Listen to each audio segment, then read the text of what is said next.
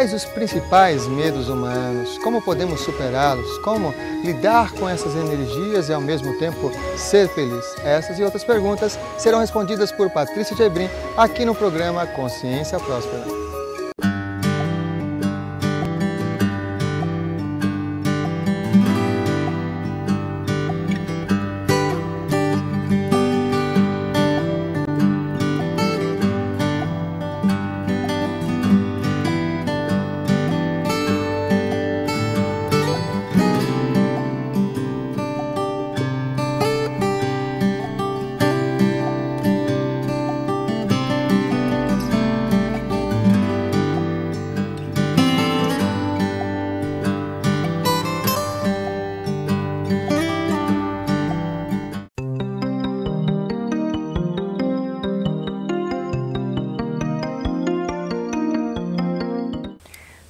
A gente tem muitos, né? Nós temos os medos físicos, né? Que eles existem para nos proteger e que bom que eles existam, mas eu acho que dentro do que a gente está conversando aqui, eu penso que o maior medo humano é o medo da morte.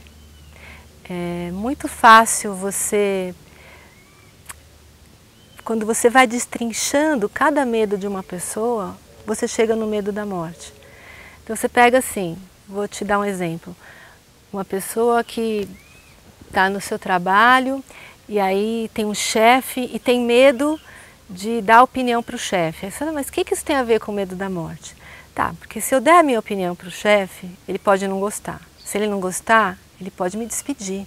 Se ele me despedir, eu não vou ganhar dinheiro, pode ser que eu não ache um outro emprego.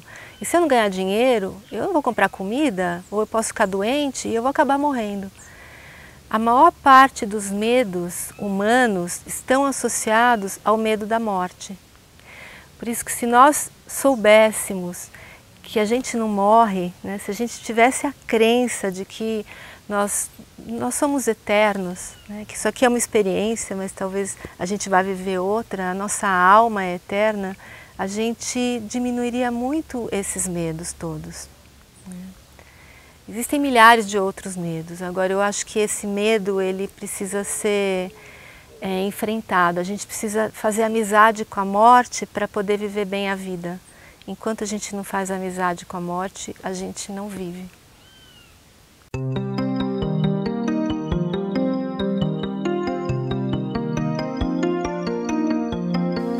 É possível, não é fácil, né? Eu acho muito mais fácil a gente fazer isso lá numa montanha do Tibete, né? No meio do silêncio, no meio da paz, do que no meio das nossas vidas tão desafiadoras, né? Das cidades, principalmente quem mora em grandes cidades, é um desafio muito grande. Tudo puxa a gente o tempo todo para fora, são solicitações e solicitações e solicitações.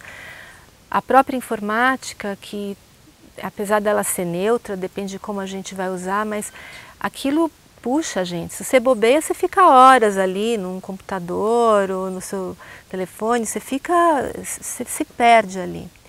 Então, para a gente fazer contato com essa força maior, que está aí acessível para todos nós e que nos dá informações e que nos dá paz e que nos dá tantas coisas boas, a gente precisa se desconectar um pouco do que está fora e ir para dentro.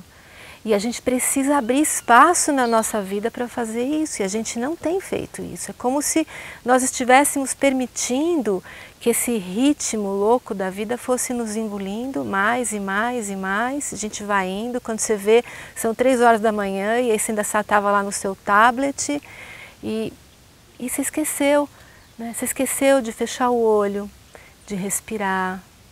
Respirar é uma coisa tão simples. Quando a gente respira, né, a gente sente a vida dentro da gente. Então, não é fácil no meio da cidade, mas se a gente quiser, a gente consegue. Mas, de novo, sempre é uma escolha. A gente tem que escolher desligar o celular ou não.